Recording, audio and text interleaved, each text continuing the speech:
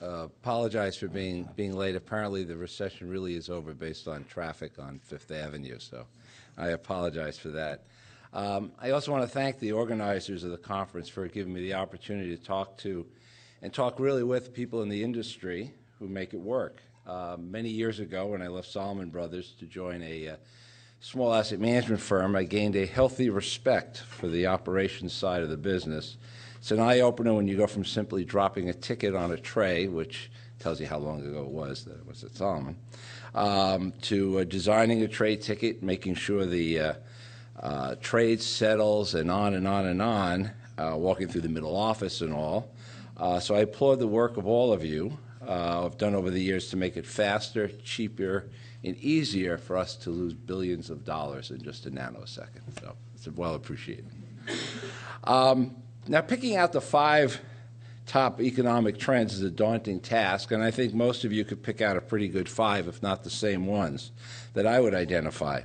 So rather than compete with you experts sitting here this morning, I thought it might be more useful to answer this question starting from the perspective of understanding the secular trends that brought the financial industry to where it is today, and how today marks the seminal turning point in this long cycle. Now, long-term trends, by definition, do not change often. And when they do change, capital markets and industry, and by that we obviously mean people, have proved slow to identify the shift, regardless of how quickly events are being communicated. In fact, I'd argue that the noise from too much information makes all it that much more difficult to see the forest from being buried and reburied in a veritable avalanche of trees. So it's perfectly rational to believe that a long-term trend is permanent. They last a long time, obviously by definition, and can often encompass one's professional and even personal lifetime.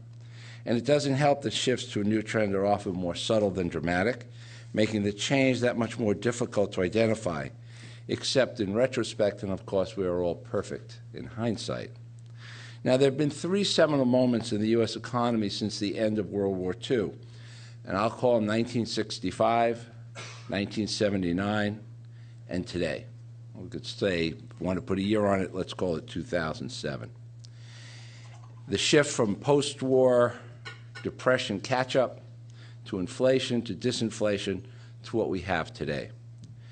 What 65, 79, and 2007 all have in common is population, its impact on the economy, and the consequent, or I should say subsequent, policy response.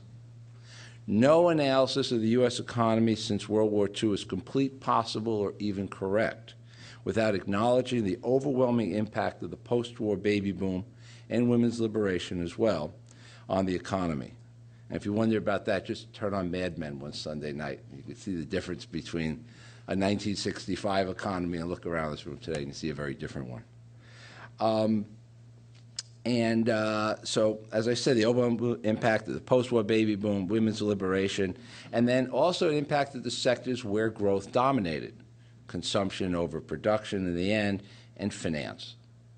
And obviously it impacted economic policy because policy had to and did change dramatically to meet the impact of rapidly rising new entrants to the labor force on the demand for goods and services.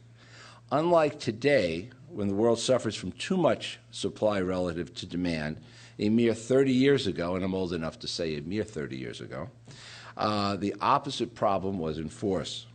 If you think I'm overstating the impact of population, let's take a sidestep for a minute and trace the demand for homes and cars over the past 60 years. Much is being made right now about the low labor participation rate, which is the percent of total population that is working or looking for work. The ratio peaked at just over 67% in 1998. It's been on a downtrend since then. And at the same time, at that peaked to 67%, the percent of the population aged between 25 and 44 peaked as well. Right now, that age cohort is shrinking, and labor participation is down to 64%. Car sales in the United States tend, on a trend basis, to follow labor participation rates, and the peak post-war sales, 17 and 18 million units per year, occurred in the late 1990s.